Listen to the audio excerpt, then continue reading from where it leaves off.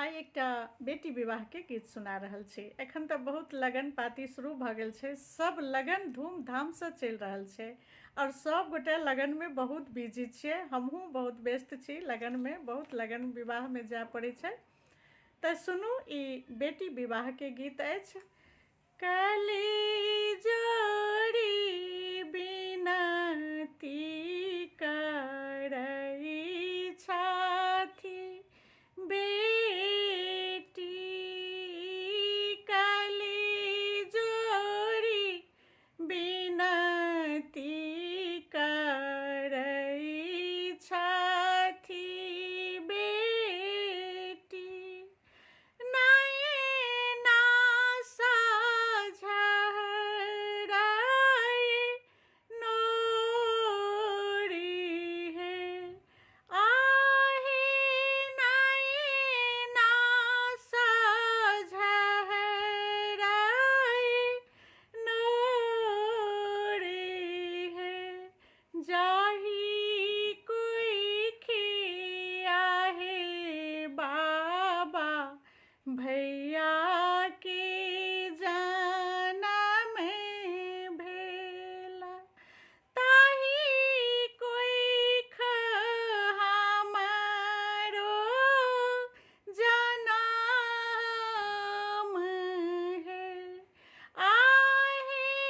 ताही कोई हमारो जनम है, भैया के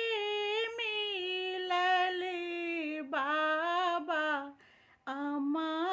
के सिनेहिया, हमारो भेटल दूर देश है, आहे हमारो भेटल दूर देश है, एति बचन सुनी कानई धिया के बाबा, आहे कोना करब धिया